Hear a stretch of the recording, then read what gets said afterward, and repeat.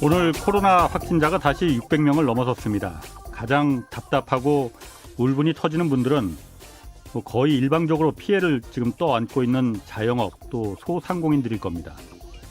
국가가 국민을 지키기 위해서 어쩔 수 없이 강력한 방역 정책을 펴야 했고 이 자영업, 소상공인들의 가혹한 희생 위에 우리는 안전했습니다. 이분들의 영업 피해 당연히 보상받아야 합니다. 그건 방역의 비용이라고 봐야 하니까요. 어제 국회 업무보고에서 홍남기 부총리는 자영업자들의 영업 피해를 보상해주는 손실보상제에 대한 큰 그림이 4월에 나올 것이라 이렇게 답했습니다. 그동안 기재부는 손실보상제를 법제화한 나라를 찾아보기가 힘들다. 또 국가 재정은 화수분이 아니다. 이런 표현으로 손실보상제에 대해서 부정적인 입장을 밝혀왔지만 이제 긍정적으로 좀 돌아선 것으로 보여집니다. 국가 재정을 관리하고 책임져야 하는 재정당국 입장에서야 지금 당장 어렵다고 나라 돈을 막 풀면 결국 인플레와 물가 상승 또 국가 부채라는 또 다른 위기가 닥친다는 걱정을 안 할 수는 없을 겁니다. 그렇지만 말이죠. 국가 재정은 이럴 때 쓰라고 그동안 아껴둔 거거든요. 그리고 우리 헌법 23조에도 공공의 필요에 의한 재산권의 수용 또는 사용 제한에 대해서는 국가가 정당하게 보상할 의무가 있다라고 분명히 그리고 확실하게 규정하고 있습니다. 예, 안녕하십니까. 경제와 정의를 다 잡아보려는 홍반장. 저는 KBS 기자 홍사훈입니다. 홍사훈의 경제쇼 본격적으로 출발하겠습니다. 유튜브 오늘도 함께 가겠습니다.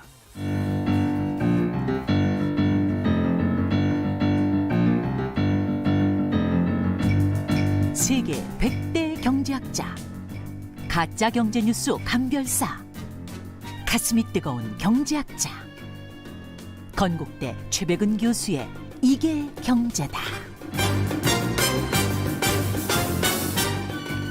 네, 대한민국 경제학 가정교사 최백은 건국대 경제학과 교수님 나오셨습니다. 안녕하세요. 네, 안녕하세요. 예, 네. 저는 화면으로 많이 뵀는데 실제로는 처음 뵙겠습니다. 저도 홍 기자님은 굉장히 익숙합니다. 아, 그래요? 최근에 그 책 출간하셨어요? 예, 그러니까, 예. 이 대한민국 대전환 100년의 조건. 예. 책에 대해서는 조금 예. 이따 좀 자세하게 좀 저희가 좀 내용을 좀 들어보도록 알겠습니다. 하고 먼저 제가 오프닝에서도 잠깐 좀 얘기를 예. 좀 했지만은 어제 그 기재부 국회 업무보고에서 홍남기 부총리가 손실보상제에 대해서 4월에 좀 큰 그림을 내놓겠다. 예. 3월이 아니고 4월입니다. 그동안에 지금 TF를 해서 용역을 지금 줬다고 하는데 이거는 그러면은 그동안 사실 좀 기재부는 굉장히 좀 맞득지 않게 봤었잖아요. 근데 좀 긍정적으로 돌아섰다. 이걸 법제화하는데 찬성하겠다. 이렇게 봐야 되는 거겠죠? 원래 그러니까 새로운 재정 자원을 쓰는 어떤 것을 제도화하는 것에 대해서는요. 예. 기재부가 굉장히 부정적으로 그동안 반응해 왔죠. 국회의원들이 예를 들어서 보게 되면 여러 상임위가 있잖아요. 예. 거기에 보게 되면 이제 그러니까는 법사위라는 데를 최종적으로 통과를 해야 되잖아요. 그렇죠. 예. 입법 활동하려면요. 예. 근데 거기에 보게 되면 기재부 공무원들이 항상 중요한 것에 대해서는 와서 감나라 배나라 얘기를 합니다. 그 이유가 뭐냐면은 법이나 제도가 바뀌어가지고 자기들이 이 재정을 그러니까 편성하는 것에 대해서 예산을 편성하는 것에 대해서 영향을 미치는 법의 입법은 그러니까 사실 수용하기 힘들다는 입장을 이렇게 얘기를 하고 있습니다. 밥그릇 때문이라는 거예요? 그렇죠. 예산 편성권을 자기들이 갖고 있다. 예. 근데 그거를 그러니까 흔드는 것을 그러니까는 받아들일 수 없다는 이런 굉장히 아주 이 오만스러운 사고들을 가지고 있는데, 그러니까 어떻게 보게 되면은 재정이라는 것은 국민들이 사실은 예. 또 국민들이 사실은 거기에 대해서 재정을 어떻게 쓰고 누구를 위해서 어디에 얼마 쓰냐는 것은 국민이 사실 결정할 문제이고, 예. 또 선출 권력이 사실은 그 부분에 있어서 개입할 권리는 있는 거죠. 그런데 그거조차도 그러니까는 수용하기 힘든 입장을 얘기하고 또 국회의원들이 가지고 있는 어떤 하나의 그런 이 제약성들 자기 그러니까 지역구의 예산 배정 이런 거를 이용을 해가지고 사실 그런 걸 번번이 무산시키고 그러죠. 그럴 정도로 굉장히 권한이 강합니다. 기재부가요. 아까 오만스럽다고 네. 표현하셨는데 그건 좀 조금 격한 표현인 것 같긴 하고 어쨌든 재정금융관리 쪽에서는 그 자신들의 그 예산 이 편성 권한 예. 이게 사실 굉장히 큰 그렇죠. 예. 놓기 힘든 예. 어떤 행정부처나 다 마찬가지겠지만은 예. 재정 금융 쪽 그 행정부서에서는 그게 가장 큰 그야말로 그 권력이라고 생각을 하잖아요. 그렇기 때문에 아마 그런 그 생각들이 좀 표현이 되는 것 같아요. 맞습니다. 이게 우리가 경제에서는요. 예. 자본주의나 시장 경제에서 경제 측면에서는요. 돈의 배분 문제예요. 모든 게요. 예. 돈의 배분 문제이고 그러니까 우리가 그 돈이라는 것을 모든 사람들이 사실은 그러니까 추구하는 하나의 대상이고 그랬을 때 정부의 예산이 올해 558조입니다. 예. 삼성전자가 지난해 한 영업이익이 36조 정도 좀 됩니다. 예. 거기 한 15배 정도가 넘는 규모예요. 이걸 그러니까 정부의 재정을 돈을 누가 쓰느냐, 누구한테 이걸 배분할 거냐. 이건 굉장히 중요한 문제죠. 물론이죠. 근데 거기에 대다수 일반 보통 사람들은 체감을 못 하죠. 이게 현실이라는 얘기입니다. 예. 그러니까 결국 그 얘기는 뭐냐면 돈의 배분이 굉장히 공정하지 못하다는 걸 사실 보여주는 거죠. 그 손실 보상제라는 게 어쨌든 예. 이번에 코로나 피해로 직접적인 그야말로 그 피해를 또하는 게 뭐 자영업자, 소상공인들인데 특히 이번에는 어쨌든 손실 보상제가 자영업자들을 대상으로 해서 예. 뭐 일정 부분 그 영업 피해를 보상해 주겠다는 거잖아요. 예. 근데 항상 이제 따라붙는 이제 반대 논리가 그 돈 어디서 마련할 거냐, 재원이 뭐겠느냐라는 부분이거든요. 어떻게 좀 해결할 수 있다고 보세요? 사실 그 우리가 흔히 이제 그 아까 이제 홍남기 부총리의 표현도 지금 홍 기자님이 표현하셨지만은 예. 재정은 화수분이 아니다 그랬는데 예. 화수분이 아니라 그랬는데 사실 가계의 그러니까 재정도 화수분은 아니죠. 예. 근데 우리가 객관적으로 현실적으로나 보나 역사적으로 보나요. 민생이 안정되지 않으면요. 예. 재정은 안정이 불가능합니다. 선진 국가들 보게 되면요. 그러니까 미국조차도 금융위 같은 거 겪었잖아요. 예. 우리가 겪었던 외환위기하고는 조금 다른 성격이지만 겪었잖아요. 네. 대부분 선진 국가들 다 그런 걸 겪었는데 예. 겪었던 공통점이 있습니다. 가계 부채가 폭발했을 때 그걸 뒷수습하면서 국가의 재정이 굉장히 약화돼집니다. 예. 지금 그게 바로 뭘 얘기하냐면은 민생이 안정이 그러니까 무너지게 되면은 국가 재정도 같이 무너진다. 예. 근데 지금 보게 되면은 정부는 뭐냐면은 가계가 그러니까 만약에 민생이 붕괴됐을 때 그때 재정을 그러니까 투입을 하겠다는 이런 생각이거든요. 예. 예. 근데 그 비용이 훨씬 더 많이 들어간다는 얘기입니다. 경제학에서 우리가 여러 가지 위기를 겪으면서 경제학자들이 모두가 동의하는 하나의 컨센서스가 있는데요. 예. 위기 이전에 그러니까 우리가 치르는 비용이 위기 이후보다도 위기 이후와는 훨씬 더 몇십 배가 더 많이 든다. 이런 얘기를 하고 그래요. 그렇군요. 그러면 재정을 그러니까 우리가 언제 써야 되느냐 문제가 있는 예. 거죠. 그러니까 가능한 한 경제학에서 추구하는 건 뭐냐면 가능한 한 적은 재원을 가지고 최대의 효과를 만들어내는 거예요. 그래서 저는 지금까지도 그러니까 기재부가 해왔던 방식이 굉장히 비효율적인 방식이라고 저는 봅니다. 소위 말해서 우리가 지난해 계속 논쟁이 됐던 선별 이런 방식들이요. 예. 결과적으로는 굉장히 비효율적인 방식이었다는 것이 통계 수치상으로도 확인되어집니다. 그래서 제가 한 가지 주목하는 게요. 작년에는 우리가 선별이냐 전국민이냐 막 이렇게 막 얘기를 했었잖아요. 예. 근데 최근에 민주당 여당에서랑 정부에서 이걸 표현을 바꾸고 있습니다. 어떻게 바뀌었나요? 그러니까 바꾸는 게 뭐냐면은 이제 어떻게 바꾸고 있냐면요. 피해 보상과 그다음에 경기 진작 이런 식으로 표현을 바꿔요. 예. 그 피해 보상에는 그러니까 이제 뭐냐면 방역에 집중한다면서 예. 이걸 먼저 하고 나서 그리고 이제 그러니까 경기 진작을 하겠다 이런 식으로 가는데요. 예. 그게 왜 그냥 선별과 이 전 국민을 했을 때 작년에 우리가 키워드가 뭐였었냐면요. 어려운 사람한테 더 두텁게 하는 것이 공정하고 정의에도 사회정의에도 부합한다 이렇게 했었어요. 뭐 근데- 일견 그럴 듯합니다. 예. 근데 그게 뚜껑을 열어보니까는 정반대의 결과가 나왔어요. 예. 선별이 오히려 그러니까는 소득 재분배에도 더 부정적으로 나왔고 그리고 그러니까는 공정하지도 못하고 그다음에 경제적인 효율성도 그러니까 굉장히 나쁘게 나왔어요. 그러다 보니까 이건 슬그머니 이제 그러니까 빼서 바꾼 건데 문제는 뭐냐면 여전히 뭐냐면은 방역 집중하고 이 경기 진작에 가고요. 그러니까 사람들이 소비를 많이 하면은 방역이 방해가 된다 이런 생각하는데 작년에 우리가 쭉 보게 되면요. 소비가 활성화됐을 때 오히려 그러니까 방역이 더 통제가 되고 그랬었어요. 그러니까 국민들을 굉장히 무시하는 거죠. 국민들이 그러니까 돈 쓰면은 그러니까 이 방역에 방해가 될 거라는 이거죠. 알겠습니다. 그 선별 보편 그 얘기는 최 교수님 예. 많이 하셨으니까 예. 그 다른 데서도 많이 들어보셨을 거예요. 이제 지금 듣는 시청자들이나 청취자분들이.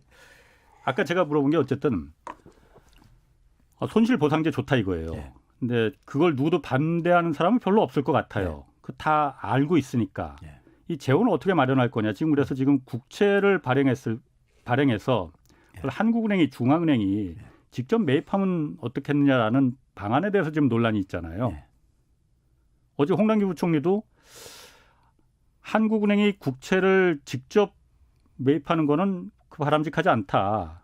그런데 대신 국채를 시장에서 인수하는 건 괜찮다라고 말했거든요. 제가 그걸 잘 이해를 못하겠어요. 그게 무슨 차이가 있는 건지. 예. 어. 그게 일반 사람들은 그하죠. 이제 큰 차이는요. 예. 큰 차이는 시장에다 발행을 하게 되면은 예. 시장에 있는 자금을 그러니까는 민간인들이 쓰는 자금들을 예. 정부가 이제 그러니까 빌려가는 거죠. 예. 시중에 유통되는 그렇죠. 돈을 그러니까 예. 그렇죠. 국채 예. 투자한 사람들이 거기다 정부에다가 돈을 빌려주는 거니까요. 예. 근데 이제 한국은행에다 직접 이제 그러니까는 매입하게 한다는 얘기는 예. 한국은행이 새 돈을 찍어가지고 예. 새 돈을 찍어가지고 그걸 매입을 하면서 통화량이 이제 통화량이 그만큼 이제 증가하는 측면이 있는 거죠. 찍어내야 되니까. 그렇죠. 본원 통화가 이제 증가하죠. 그렇죠. 증가하는 예. 거죠. 예. 그래가지고 그거를 가지고 흔히 반대하시는 분들의 논리가 예. 인플레이션 걱정, 즉 화폐가 떨어지는 걸 걱정을 합니다. 뭐 당연한 거 아닙니까? 그렇죠. 원래 화폐 많이 찍어내면 인플레 걱정해야 되는 거 아니에요? 그렇죠. 그런데 예. 문제는 뭐냐면 우리보다 지금 그러니까 뭐 미국도 그러니까 시중에서 매입을 했지만은 우리가 금융위기에 양적 완화라고 해가지고 선진국가들이 예. 일반적으로 사용했던 게 다 그게 돈을 찍어낸 겁니다. 예. 중앙은행에서요. 예. 찍어낸 거예요. 근데 이제 미국 같은 경우는 직접 매입하지 않고 시장에서 가지 않았냐 그런 얘기를 하는데 예. 미국은 직접 매입할 필요가 없었던 것이요. 제로금리다 보니까는 예. 제로금리다 보니까 그러니까 시장에서 가나 중앙은행이 직접 직접 가나. 매입하나 또 상관이 없어요. 예. 근데 통화량이 증가를 했는데 문제는 예. 인플레이션이 안 생겼어요. 예. 미국이 2008년도 이후에 지금 12년이 넘게 지났는데 딱 한 달만 빼놓고 물가 목표치를 벗어난 적이 없어요. 그럼 왜 그렇습니까? 돈이 있잖아요. 아무리 공급해도 돈이 안 돌기 때문에 그런 거예요. 실제로 돈을 엄청나게 찍어대고 공급했는데 대부분 보통 사람들은 체감 못 하잖아요. 예. 지금 3,200조가 시중에 유동성이 있다는데 그거 체감 대부분 보통 사람들은 체감 못 해요. 그 돈 다 어디 갔느냐 이런 얘기를 한단 말이에요. 예. 그렇죠? 나하고 예. 이제 나한테 하는 그 얘기처럼 그러니까 지금 상황은 그러니까 그러니까 우리가 한 20년 이상 동안에 우리나라 같은 경우도 화폐 유통 속도라고 해가지고요. 예. 돈이 얼마나 이제 회전하냐는데 이게 계속 떨어져가지고요. 지금 옆에 나라는 일본과 비슷해져 가고 있습니다. 0.6까지 떨어졌어요. 일본이 예. 0.5단인데. 예? 그러니까 돈이 그러니까 안 돈다는 얘기는 뭐냐면요. 돈을 풀어봐봤자 소위 말해서 상위층들이 한테만 그게 들어가고 그 돈들이 되게 주식시장, 부동산 시장 이런 쪽으로 간다 이거예요. 예. 근데 돈이라는 것은 기본적으로 일반 실물 경제 활동을 지원을 해줄 목적으로 돈을 공급하는 건데 예. 그 기능이 상당히 약화된 거예요. 예.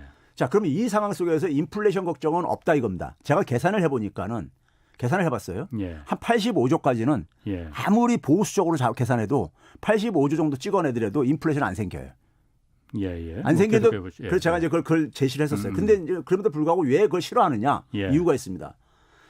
정부가 그러니까 예를 들어서 중앙은행에서 돈을 찍어가지고 국채를 인수하게 하면은 예. 정부 재정하고 그러니까 중앙은행의 발권력이 결합이 되는 겁니다. 다시 한번요. 그러니까 한국은행이 돈을 찍어가지고 정부한테 돈을 그러니까는 지원해 주는 거잖아요. 그렇죠. 그러니까 재정하고 통화 정책이 그러니까 결합되어지는 거예요. 똑같아지는 거라 이거죠. 그렇죠. 결합되어지는 거죠. 예. 그런데 그렇게 됐을 경우에는 정부의 굉장히 그러니까 재정 운용 역량이 굉장히 커집니다. 넓어집니다. 당연히 그렇겠죠. 넓어져요. 근데 정부가 우리가 큰 정부를 반대하는 사람들이 예. 많잖아요. 우리가 그리고 보수적인 사람들이 큰 정부 반대하고 그러잖아요. 예. 예? 그래서 정부의 그러니까는 재정 운용 능력을 사실 그거를 브레이크 걸고 싶은 거예요.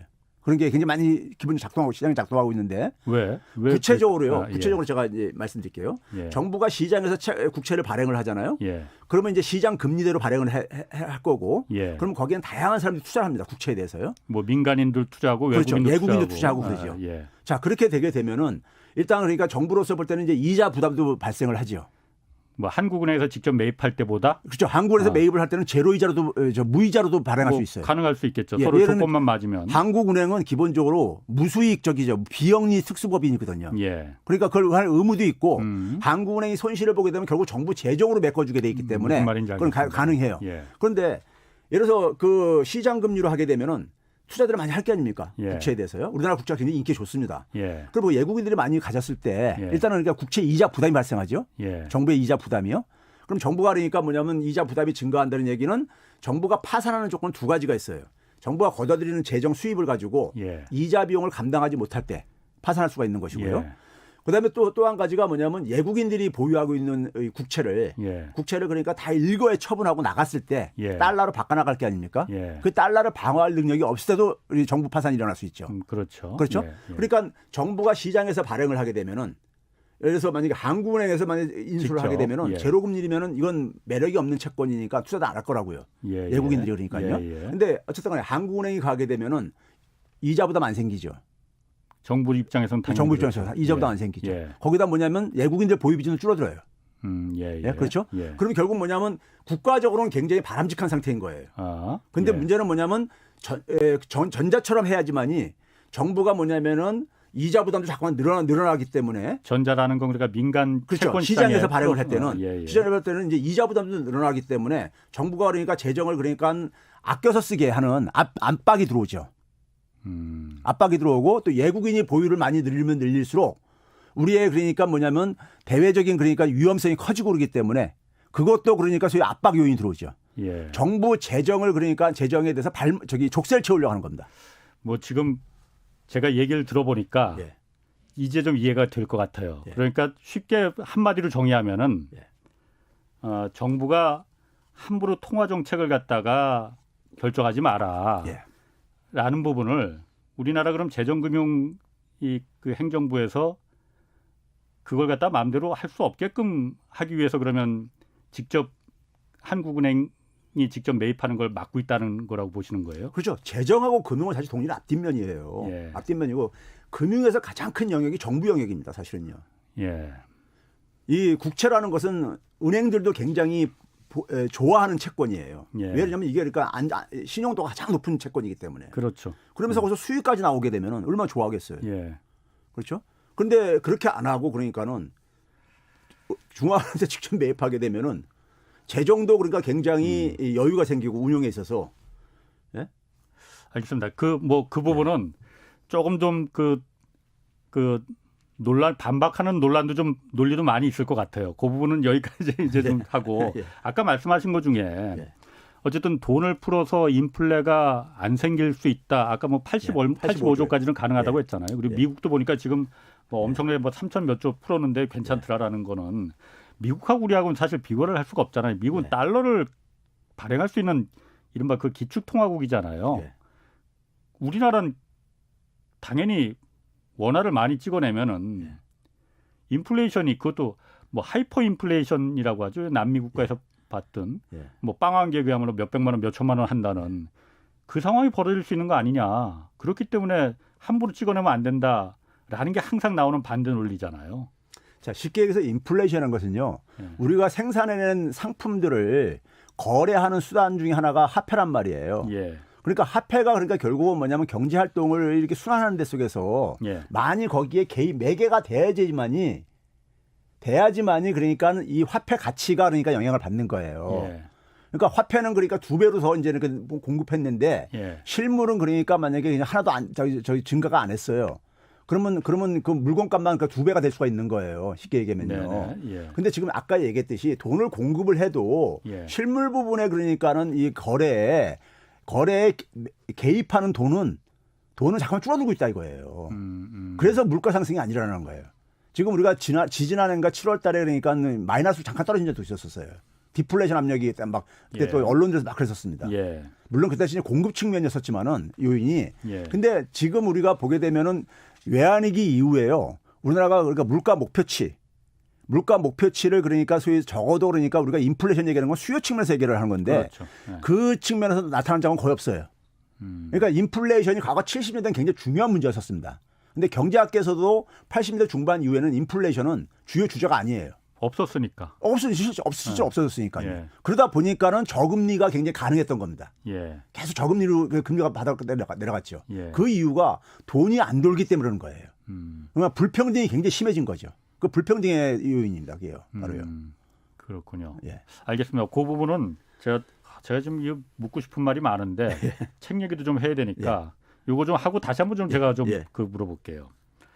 이 책 지금 대한민국 대전환 100년의 조건 하셨잖아요. 여기 보면은 이 2000년 이후에 들어서 이 그 거대한 뭐 대사건 그리고 새로운 처음이라고 표현을 하셨더라고요. 이게 유난히 많이 발생하더라.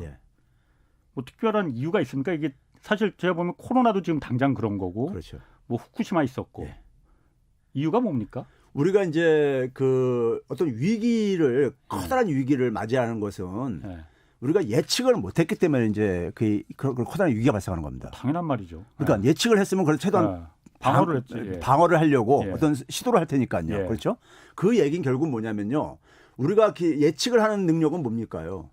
지난 수백 년 동안 살면서 축적한 지식이라든가 지혜라든가 경험 또 그것의 연장선에 있는 시스템이나 제도들에 의해서 되는 겁니다. 예. 그렇죠? 예. 그러면 그것들이 우리가 알고 있는 어떻든 간에 지식이나 이런 것들이 지금 일어나는 사건들을 우리가 설명하지 못한다는 거죠. 그 얘기인 겁니다. 그러니까요. 예. 그러니까 뭐냐면 우리가 지난 그러니까 한 200~300년 이상 동안 산업 문명 속에서 우리가 습득했었던 그러니까 우리가 축적했던 지식, 지혜, 경험, 예. 시스템, 제도 이런 것들이 그러니까 사실상 최근에 일어나는 사건들을 설명하지 못하기 때문에 그런 위기가 나타나는 겁니다. 그 얘기는 결국 뭐냐면은 지금의 상황이 그러니까 과거 그러니까 우리가 지난 뭐 우리가 200~300년에도 그러니까 사건들은 뭐 이렇게 있었잖아요. 그 사건들과 다른 내용의 사건들이라는 얘기죠. 예. 예를 들면 이런 겁니다. 우리가 금융위기 딱 터졌을 때요. 예. 우리가 70년대 이후에 세계 경제는 계속 통합 방향으로 이렇게 행해 왔습니다. 예. 통합 방향으로요. 예. 통합 방향이 오고 더군다나 기술적으로도 이제 그러니까 우리가 인터넷 혁명, 디지털 혁명이 일어나면서 통합은 더 가속화됐습니다. 그렇죠. 그렇죠. 예. 그래서 우리가 초연결 사회에 살고 있다잖아요. 예. 이게 다 연결이 되게 된 거예요. 전 세계 세상이요. 예. 연결이 되게 되면은 시장이 커지잖아요. 경제적으로 표현은요. 예. 그러면 그걸 인해서 생기는 효과로 통합 효과를 얘기합니다. 통합 효과요. 예. 근데 연결이 되게 되면요. 반면에 우리가 어떤 것도 있냐면요. 나쁜 일이 생겼을 때 전염 효과도 굉장히 커집니다. 효과. 예. 그러니까 우리가 서로 다 이렇게 연결됐다고 생각해 보세요. 한 사람이 어떤 하나에 전염되면 쫙 이렇게 우리 코로나에서 지금 겪고 있듯이요. 근데 그동안에 뭐냐면 그런 전염 효과는 우리가 외면하고 사는 거예요. 통합 효과는 장점만을 그러니까 우리가 강조하고 그리고 이제 다른 사람으로부터 전염되거나 다른 사회로부터 전염되는 건 막을 수 있다는 것이 근대 산업 문명의 특징입니다. 좀 어려운데 예를 한번 좀 들어보시는 게 더 나을 것 같은데요. 우리가 미국 같은 나라 보게 되면요. 미국 같은 나라 보게 되면은 이 정치인들이요. 주권 국가에 대한 개념이 우리나라 정치인하고는 비교가 안 될 정도로 강합니다. 예를 들어서 2008년도에요. 2008년도 2월 달인데 2월 달에 2008년이면 그러니까 대통령 그러니까 당내 인재니까는 2008년 11월 달에 이제 대통령 선거가 있었었고요. 11월 달에요. 근데 그 전에 이제 그 초에는 뭐냐면 민주당과 공화당에서 당내 후보를 뽑는 이런 과정이 있었어요. 그때 뭐냐면 2월 달에는 민주당에서는 민주당이 굉장히 이제 그러니까 정권을 교체할 가능성이 높아졌던 시점이었습니다. 2008년이요. 근데 그 당시에 이제 그러니까는 힐러리가 선두주자였었습니다. 오바마보다. 오바마가 역전한 건 4월 달 이후였었어요. 근데 그 당시 힐러리가 뭐라고 얘기를 하냐면요. 2월 달에요. 이제 선거에 유세하면서 뭐냐면 미국의 연준 의장하고 재무부 장관한테 공개적인 그러니까는 서한을 이제 보내는 거를 이렇게 보도를 해요. CNN 이런 데서요. 그때 뭐라고 하냐면 미국의 경제 주권이 크게 침식당하고 있다. 누구 때문에? 해외 자본들 때문에. 그러면서 뭐라고 하냐면 미국 아주 구체적인 아주 처방까지 넣었습니다. 미국 GDP에 그러니까 해외에서 유입된 자본이 25%를 넘으면은 얼람을 날려야 된다. 경고음을 날려야 되고 거기에 대해서 규제를 하고 이렇게 된다 그래요. 근데 그 당시에 그 상황이 미국 월가에 들어와 있는 외국 자본들 우리나라가 외환보유고 중에 상당 부분은 미국 국채 같은 걸 보유하고 있잖아요. 그런 자본들이 미국 GDP에서 차지하는 게 60%가 넘었을 때였었어요. 깜짝 놀랐겠네요. 굉장히 비현실적인 건데 그걸 그만큼 줄이게 되면 월가가 장사하지 말라는 얘기거든요. 근데 워낙 대통령 유력 후보가 그런 얘기를 하니까 이제 이게 뉴스가 됐던 거예요. 근데 그게 왜 힐러리가 그런 얘기를 했냐면요. 경제학에서 가장 중요한 것은 정부가 할 수 있는 정책은 통화 정책입니다. 근데 연준이 막 금리를 올려도 2000년대 들어와 가지고 시장 금리가 같이 올라가야 되는데 이게 안 올라가지는 거예요. 심지어 막 역전까지 되는 거예요. 기준 금리가 시장 금리가 더 높아지는 이런 안 올라가지니까요. 내리면 또 같이 내려야 되는데 이게 작동이 안 되는 거예요. 그 이유를 뭐냐면 외국 자본들이 들어와 가지고 미국의 채권들을 막 사고 이렇게 하면서 시장 금리에 영향을 미쳤다고 보는 거예요. 그러니까 근대에는 주권 국가 개념이잖아요. 주권이라는 건 뭐냐면 자기들의 주요한 문제를 외부의 간섭 없이 자기들이 외국으로부터 간섭 없이 자기들이 독자적으로 그러니까 그것을 해결할 수 있는 그러니까는 예. 이런 권한을 가져야 되는 게 주권 국가의 개념을 갖고 있어요. 예, 미국 정치인들은요. 예. 근데 이게 지금 해외 자본의 유입으로 인해 가지고 우리의 주권이 침해되고 있다 이런 표현을 써요. 예. 그러면 그 얘기는 뭐냐면 미국 같은 거대한 경제 규모를 갖고 있는 나라조차도 예. 다른 나라한테 그러니까 영향을 받을 정도로 상호 그러니까는 의존도가 굉장히 높았다는 얘기입니다. 이게 연결돼 버렸어요. 그 재밌는 표현 중에 하나가요. 노무현 대통령 때를 기억하는데 2004년인가 5년 정도 되는데 당시에 한국은행 총재가 예. 박승 씨로 제가 기억을 해요. 예. 그때 국회에서 이제 그러니까 국회에 나가서 정기적으로 이제 그러니까 의원들 앞에서 질문에 답하고 그러는데 예. 당시에 오후 한 서너 시로 제가 기억을 해요. 국회에서 이제 하는 시간이요. 근데 그때 뭐라 하냐면 국회의원들이 너무 한국은행이 외환을 그러니까 달러 중심으로 보유하고 있는데 예. 달러 값 떨어지게 되면 너무 손실이 크지 않냐. 예. 국부에 대한 이런 손실이. 예. 예. 그래서 외환을 좀 다변화할 필요성이 있지 않느냐. 예. 여러 통화로 그러니까는. 그러니까 거기서 이제 박승 총재가 뭐라고 대답하냐면은 검토하겠다. 이 정도로 얘기를 해요. 예. 검토하겠다. 근데 그러고 나서 저녁 시간 되게 되면 월가는 이제 새벽 밤 이제 밝아오는 시간 되잖아요. 예. 월가에서 그 다음날 아침 월스트에서 뭐라고 헤드라인을 뽑았냐면요. 헤드라인을 뽑았습니다. BOK 샥. BOK 충격이라는 얘기죠. BOK가 뱅크 오브 코리아, 한국은행이요. 예. 한국은행 빨 충격이라고 해가지고 헤드라인 제목을 뽑았었어요. 아니 한국은행이 뭐 미국에 얼마나 영향을 근데 뭐냐면 있길래. 열자마자 선물 외환 시장에서 달러까지 폭락을 했어요. 한국이 그러니까 달러를 그러니까 던진다 이거죠. 한국은행이요. 예. 그게 그렇게 선물 시장에 이렇게 반영될 정도로 그러니까 전 세계가 그렇게 한국에 그야말로 중앙은행이 미국에 이 달러를 영향을 미칠 수 있을 정도로 연결이 돼 있다. 그렇죠. 우리가 거예요? 과거에 70년대는 제가 대학 다닐 때는요. 예. 미국이 기침하면 우리 독감 걸린다 그랬었고 예. 한국은 기침했죠. 미국은 아무런 영향 안 받는다 그랬었단 그렇죠. 말이에요. 예. 근데 그게 세상이 이렇게 변했다는 얘기죠. 변한 상황 속에서 위기라는 것도 그러니까 새로운 이게 모든 게 연결되게 되면은 예. 과거에 분리되어 있던 세상하고는 예. 전혀 다른 원리가 작동할 수밖에 없어요. 예. 나타나는 위기도 다를 수밖에 없고. 그럼 거기에 대응 방식도 달라야 되고 세상을 해석하는 것도 달라야 되는 건데 예. 그걸 우리는 뭐냐면 과거의 경험을 가지고 과거의 지식만 가지고 계속해서 그거를 해석하려고 하다 보니까 해석하는데 문제는 뭐냐면 그런 새로운 처음 같은 현상들이 충격 같은 것들이 빈도수가 그냥 빨라지고 있다 이겁니다.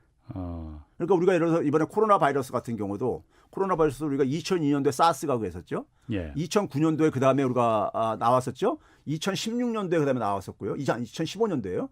그러니까 처음에 우리가 7년, 6년, 그 다음에 5년 이렇게 짧아지고 있습니다. 예.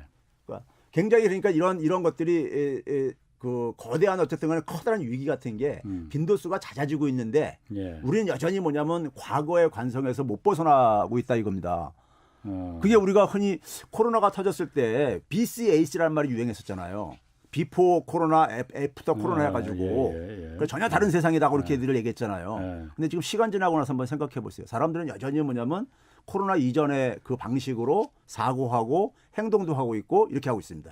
모르겠습니다. 제가 아까 말씀하신 대로 저만 해도 과거의 관습에 지금 이게 예. 사고가 좀 묶여 있어서 그런지 몰라도 아까 말씀하신 이제 그 달러를 얘기를 하셨잖아요. 한국은행이 한국 정부가 달러 외환 보유를 좀 다변화시키자고 하니까 미국이 오히려 감기에 걸렸다는 거잖아요. 예. 너무 좀 갖다 붙인 거 아니신가 그런 생각도 좀 들어요. 실제로 기사가 났었어요. 제가 나온 건 팩트를 얘기하는 겁니다. 알겠습니다. 그러면은 아까 이게 그럼 새로운 처음이라는 어떤 그 대사건들이 2000년대 이후에 뭐 재정 금융 쪽도 마찬가지고 자연 생태도 코로나도 마찬가지고 기후 변화도 마찬가지고 뭐 그런데 아까 말씀하신 예측에도 이게 예측할 수 못했기 때문에 큰 사건으로 이제 큰 위기로 왔다는 거잖아요. 근데 이게 예측을 하면은 대응이 가능한 거예요? 두 가지가 있죠. 하나는 우리가 예측을 못해서 가는 게 있고요.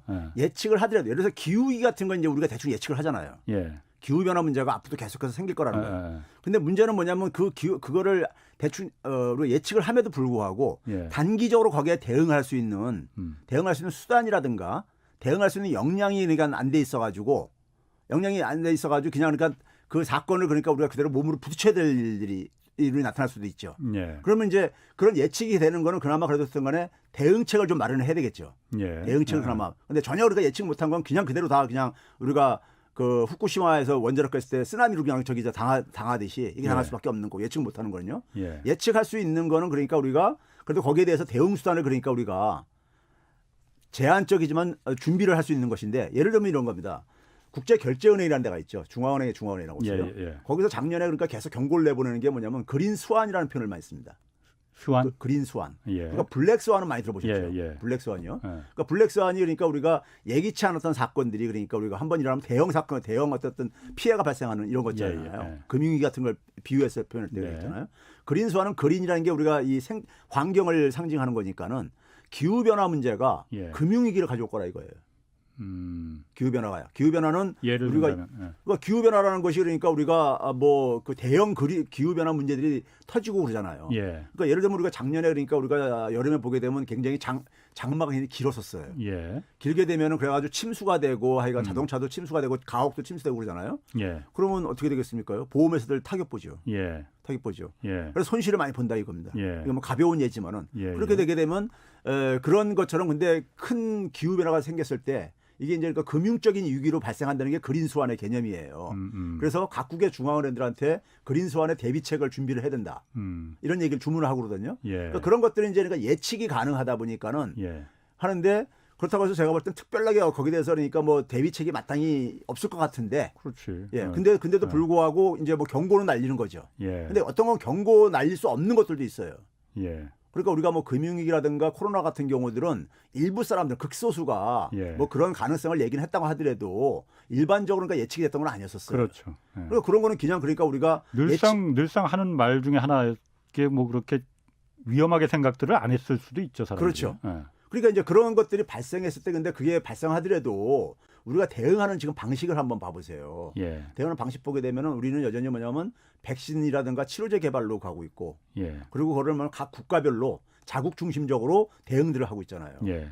근데 코로나가 그 이 교훈을 준 건 뭐냐면요.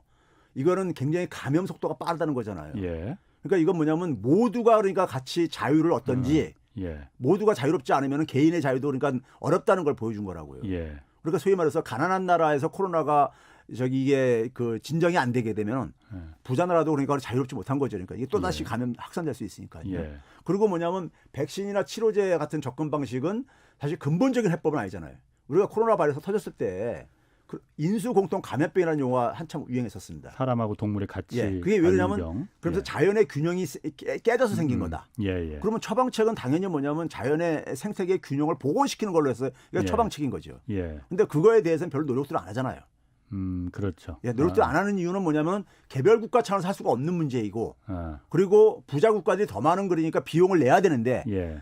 자국 중심적으로 되게 우리는 국가 운영을 하다 보니까 그럴 의사도 없고 예. 그래서 보니까 각각 각자 도생 방식으로 지금 대응을 하고 있잖아요. 예. 근데 이러다가 만약에 우리가 지금 변이 바이러스 얘기 나오지만은 기존에 개발된 백신을 무력화시키는 새로운 바이러스 나오게 되면은 예. 또 끔찍한 것을 또 몇 년을 또 다시 또 반복을 해야 되는 이런 것을 이런 걸 이렇게 계속 이렇게 살 것이냐 이거죠.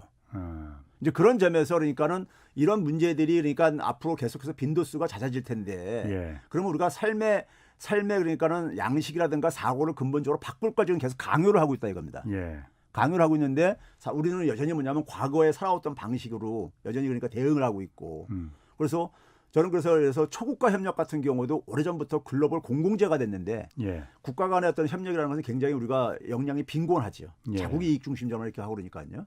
그러다 보니까 이런 피해가 앞으로도 대규모 피해가 계속해서 발생할 가능성이 크고 그 속에서 그러니까는 상당히 많은 격변들이 일어날 수밖에 없다. 그 상징적인 사건이요. 지난해 2분기 때 예. 미국 GDP가 중국 GDP보다 잠깐 밀린 적이 있었어요. 순간적이지만 2분기에. 예, 예. 그거는 그러니까 바로 복원될 수 있는 거지만은 예. 그러니까 그런 격변이 일어날 수가 있어요. 예. 미국이 그러니까 두 차례 새로운 처음을 20세기에 들어와서 두 차례 이상을 겪었어요. 대표적인 게 금융위기 때 한 번 겪었고요. 예. 물론 처음에는 9.11 사태 같은 경우도 있지만 그런 뭐 그렇게 충격이 경제적으로 크지 않았으니까 그랬는데 예. 금융위기하고 코로나 저건데 이때 여러분 금융위기 때요. 겪고 나면서 미국의 연준이 새로 예. 찍어낸 통화가요. 예. 9천억 달러 돼 있던 것을 4조 5천억 달러까지 이렇게 새 통화를 3조 6천억 달러를 찍어냈습니다. 예. 이번에 코로나 때는요.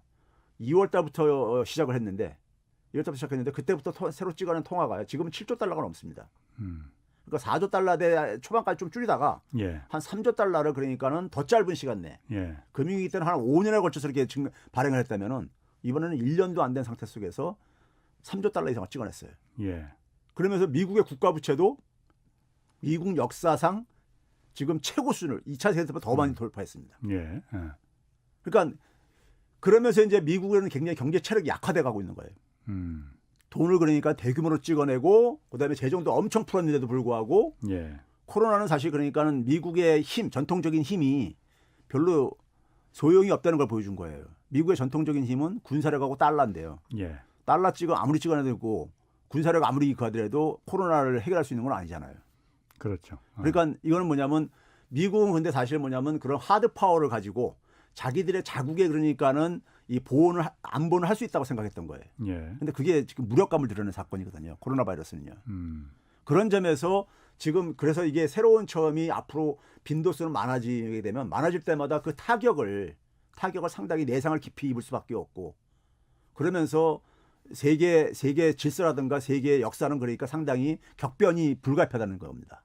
그 아까 잠깐 말씀하셨지만은 그러니까 미국의 GDP가 중국한테 잠깐 이제 밀렸던 때가 있다라고 뭐 말씀하셨고 뭐 앞으로는 그 경제 보고서들 보면은 중국의 경제 규모가 미국을 조만간 앞설 것이라는 예측들은 많이 나오잖아요. 근데 실제로 책에서도 잠깐 보니까는 세계에서 가장 경제력이 강한 국가가 뭐 아시아권에서는 한국이나 뭐 일본 같은 데는 미국이라고 여전히 보고 있고 유럽 쪽에서는 중국을 말하고 있더라고요. 그 자료가 나오더라고요. 그러면은 이걸 좀 어떻게 해석을 해야 되나요? 그러니까 미국의 어쨌든 그 패권이 G2 그러니까 중국과 미국의 패권 전쟁에서 미국이 좀 밀리고 있다고 봐야 된다는 거예요? 지금 그러니까 제가 이제 미중 갈등이 우리가 지금 많은 사람들도 이제 인식을 할 정도로 트럼프 때 이제 사실 굉장히 갈등이 심했었으니까요. 근데 사실 오바마 때부터 이제 이 갈등은 시작됐었습니다. 미중 갈등은. 트럼프 때 하도 심해서 오바마 때는 있었는지도 모르겠어요. 기억도 안 나고 그러는 거죠. 그런데 사실 제가 그 당시 갈 때 트럼프 갈 때 집권해서 그 포문을 열 때 너무 늦게 시작했다. 미국이 너무 늦었다. 이런 표현을 썼었거든요. 그 이유가 뭐냐면은 아마 바이든 정부에서 사람들은 많이 바뀔 거라고 생각하지만 제가 그때 바이든이 당선되고 나서 방송에서 그런 얘기했습니다. 미중 갈등은 더 심해지면 심해졌지 트럼프 때 이전으로 돌아가지 않는다. 제가 이제 그런 얘기를 했어요. 근데 한 이유가 뭐냐면 미국이 중국을 그러니까 압박을 하려면은 압박할 수 있는 자기들이 그러니까 힘이 있을 때 압박을 할 수 있는 겁니다. 약자가 그러니까 강자를 압박할 수는 없잖아요. 근데 미국이 그러니까 경제력이 우리가 흔히 말해서 이미 구매력 평가로 한 GDP는 역전됐어요. 2013년인가 14년에 역전됐어요. 중국이 앞서게 됐습니다. 근데 뭐냐면 절대적인 GDP가 지금 그러니까 중국이 한 70% 정도 되는 건데 미국에 되는 정도인데 이게 원래는 예측했을 때 2030년대 33년이나 돼야지 중국이 추월할 거다 이렇게 얘기했는데 그게 빨라졌습니다. 2028년으로요. 당겨졌어요. 누구는 4, 5년으로 보는 사람들도 있더라고요. 그러니까요. 그게 갈수록 그러니까 처음에 예측했던 것보다 빨라지고 있어요. 빨라지고 있다는 얘기는 그러니까는 미국 입장에서도 그걸 알 거고요. 내부에서요. 알 거라는 얘기는 결국 뭐냐면 우리가 그런 단순한 경제력만 예를 들더라도 미국이 중국을 압박할 수 있는 시간이 많이 안 남았다는 얘기인 겁니다. 많이 안 남은 거예요. 그럼 미국의 힘은 여러 가지 힘이 있지만은 상대 국가를 그러니까 우리가 압력을 행사할 수 있는 것은 저는 군사력하고 달러 힘이라고 봅니다. 뭐 둘은 다 연결돼 있다고 저는 그렇죠. 생각이 됩니다. 근데 어쨌든 그걸 가지고 자기들의 목표를 달성을 해야 되겠죠. 달성을 하는데 그게 저는 바이든 정부에서 그 남은 시간이 한 지금 4년이니까요. 4년 동안 이게 극대화될 수밖에 없다는 상황이 없다는 거죠. 그런 점에서 이게 이제 그 시간이 지나버리게 되면은 다음 행정부에서는 상당히 이제 그러니까는 만약에 중국을 만약에 통제를 못하게 되면은 4년 내에 못하게 되면은 이미 그때는 이제 공존 내지는 중국이 이제 그러니까 오히려 더 이제 그러니까는 이제 더 역공을 할 수 있는 이런 상황이 벌어질 수도 있다. 이렇게 보고 있거든요. 그렇기 때문에 그건 미국 사람들은 미국의 엘리트들은 그걸 누구보다 더 잘할 겁니다. 알기 때문에 저는 향후 4, 5년이 굉장히 지금 하여간 우리한테는 굉장히 중요한 시간이고 우리한테는 굉장히 위험한 시간일 수도 있고 우리한테는요. 왜 그러냐면은 중국을 압박하는 데 속에서 결국은 안보라는 게 그렇지만은 그 상대 국가 주변에서 압박을 가하는 게 가장 효과적이기 때문에 그래서 이제 인도 태평양 전략도 하는 것이고 한반도가 굉장히 소모품으로 이용당할 수도 있고 중국을 압박하는 데 속에서요. 그럼 우리는 흔히 말해서 말은 그렇게 하죠. 위기를 기회로 삼아야 된다. 사실 위기를 기회로 만들지 못하면은 민족이 그러니까 어쨌든 운명이 그러니까 좌우지될 수도 있는 이런 상황이 저는 우리 다음 정부에서 닥치게 될 하나의 주요 과제로 보고 있습니다. 뭐 이렇게 보는 시각도 있더라고요. 그러니까 그 이전 트럼프 행정부 시절에는 G2 패권이 미국과 중국의 1대1의 싸움이었잖아요. 예. 거의. 그러니까 사실 미국의 우방들이 전통적인 우방들을 미국이 잘 대해 안 해줬잖아요. 한국만 해도 방위비 분담금 그 말도 안 되는 금액을 그렇죠. 내놓으라고 하고 예. 야 같은 우방끼리 혈맹인데 뭐 그렇게 돈 장사를 하려고 그래. 그래서 미국의 중국에 대한 정책을 갖다가 그렇게 우방국들이 잘 뭐 따르지 않았다는 표현이 좀 그럴 수 있지만은 그런 점도 있었는데 바이든 행정부 들어와서 이전 트럼프 행정부의 그 아메리카 퍼스트가 아니고 얼라이언스 퍼스트라고 정책을 바꿨지 않습니까? 예. 동맹 우선 같이 예. 그러다 보니까 중국 대 미국의 우방 전통적인 우방이 같이 이제 그 전략을 수립하게 되면서 훨씬 더 좀 효과적으로 중국을 압박하는 게 좀 용이해지지 않았겠느냐라는 해석들도 많이 하더라고요. 그래서 쉽게 그야말로 중국이 미국의 경제 규모나 어떤 패권을 따라갈 수가 없을 것이다. 바이든 행정부 시절에 이렇게 보는 해석들이 있더라고요. 근데 이제 미국의 힘이 있잖아요. 예. 과거에 미국의 20세기가 미국의 시대였을 때 그 미국의 시대를 가능했던 것이 바로 가치 동맹입니다. 바로 그러니까요. 예. 얘기했던요. 가치 동맹은 그러니까는 어떻게 보면 느슨해 보이지만은 굉장히 강한 결속력입니다. 명분이 있기 때문에요. 예. 거의 서로 공통의 가치를 그러니까는 추구하는 걸 전제로 하고 있기 때문에요. 예, 예. 그런데 트럼프가 들어서서 예. 그거를 사실은 저희 던져버렸잖아요. 예. 가치 동맹을요. 예, 예. 그 이유가 있는 겁니다. 미국이 그만큼 뭐냐면은 가치 동맹을 가지고 가치 동맹을 할 때는 뭐냐면 미국의 막강한 경제력이 예. 뒷받침 미국이 굉장히 활력이 있었던 때였던 거예요. 예. 여유가 있었던 거죠. 예. 근데 트럼프가 왜 그렇게 가치 동맹을 그러니까 버렸냐고요. 예. 미국이 그만큼 여유가 없어진 거고요. 미국의 사실 보게 되면 중산층 사회도 붕괴되고 예. 미국의 그러니까 사실 그러니까 제조업도 굉장히 그러니까는 상처를 많이 받았고요. 예. 그러면서 그러니까는 트럼프가 한 게 뭡니까요? 다자주의 협상보다 예. 양자 협상을 그랬던 그렇죠. 이유가 예. 다자주의라는 건 바로 그러니까 가치 동맹의 상징적인 겁니다. 예. 근데 그걸 가지고 미국의 이익을 별로 챙길 수가 없다 이거죠, 그러니까요. 예? 그 틀 속에서는 뭐냐면 서유럽의 국가들도 미국을 추격해 왔고, 예. 그다음에 심지어 동아시아 한국 같은 데도 추격해 왔고, 그 예. 속에서 그 환경 속에서는. 근데 그러다 보니까 미국은 상대적으로 그러니까 자기들의 영향 정황을 줄어들게 되고, 예. 그 속에서 트럼프는 그러니까 그와 좀 별로 효과를 못 본다 이걸 이렇게 한 거예요. 그걸 던져버린 겁니다. 던져버리고 뭐냐면 양자로 했을 때는 얼마나 이게 유리합니까 미국한테는요. 예. 예? 협상력에 있어서니까는 양자로 하는 거하고 우리가 다자주의 틀 속에서 있는 거하고 우리의 대응 어쨌든 간에 이 공간은 다자주의가 훨씬 더 넓잖아요. 근데 그런 것처럼 이제 그러니까는 이 가치 동맹을 그러니까 트럼프가 버린 거는 다 이유가 있다 이겁니다. 예. 미국이 그만 여유가 없었다는 얘기인데 다시 이걸 다자주의로 하기를 원하는 게 사실 그건 중국도 원하는 겁니다. 예. 중국도 그걸 원해요.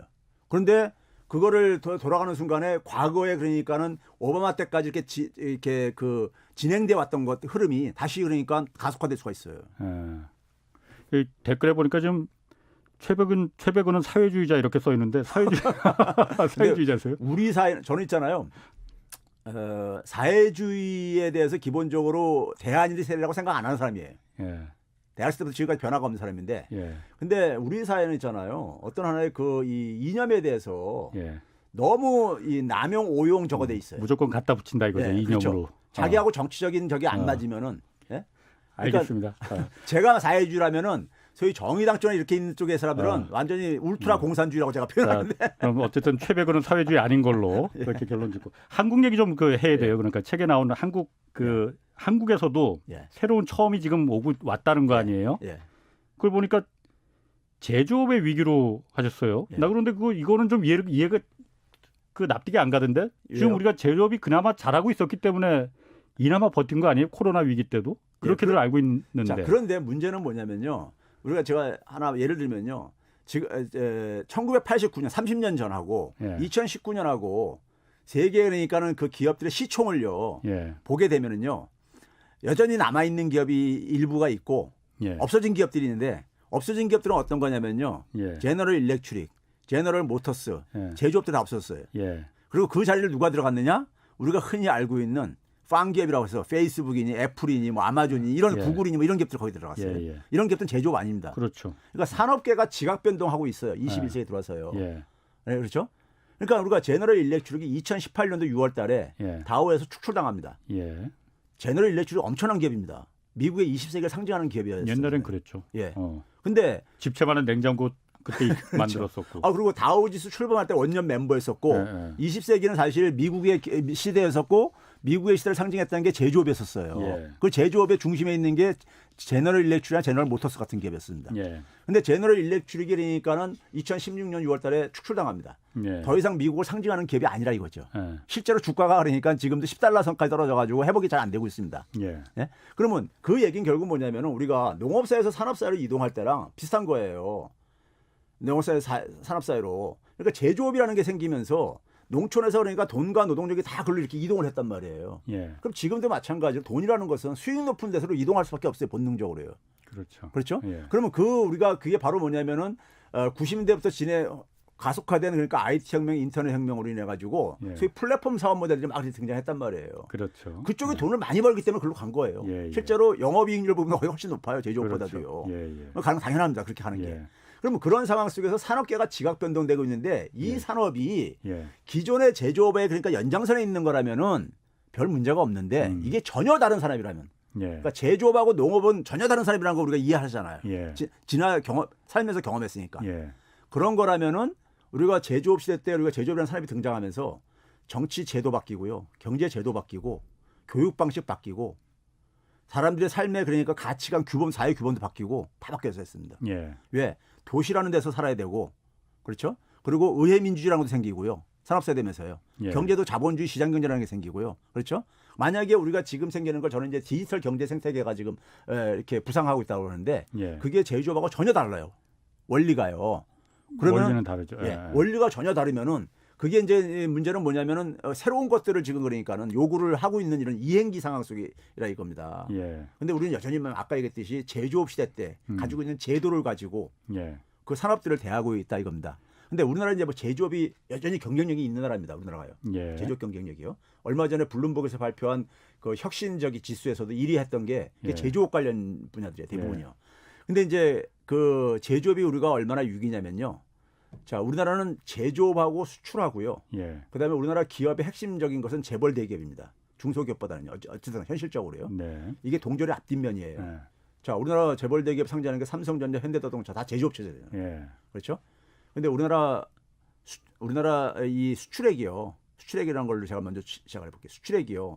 2019년도 코로나 이전에 예. 코로나가 터졌던 작년에는 더 줄어들었지만은 2019년보다 2019년에 수출액이 뭐냐면 2010년보다 조금 높고요. 2011년보다 좀 미칩니다. 예. 그러니까 잃어버린 10년이 진행되고 있는 거예요.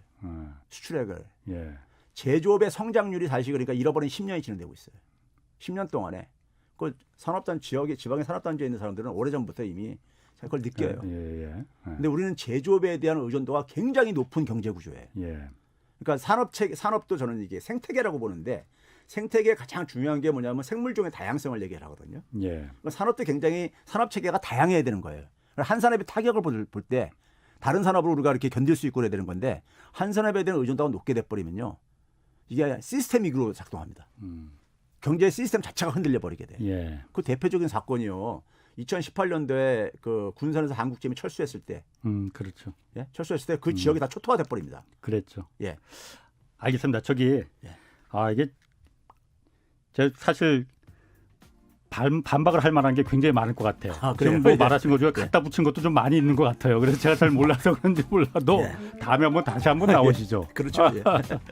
예, 오늘 말씀 감사하고요. 지금까지 최백은 건국대 경제학과 교수 함께했습니다.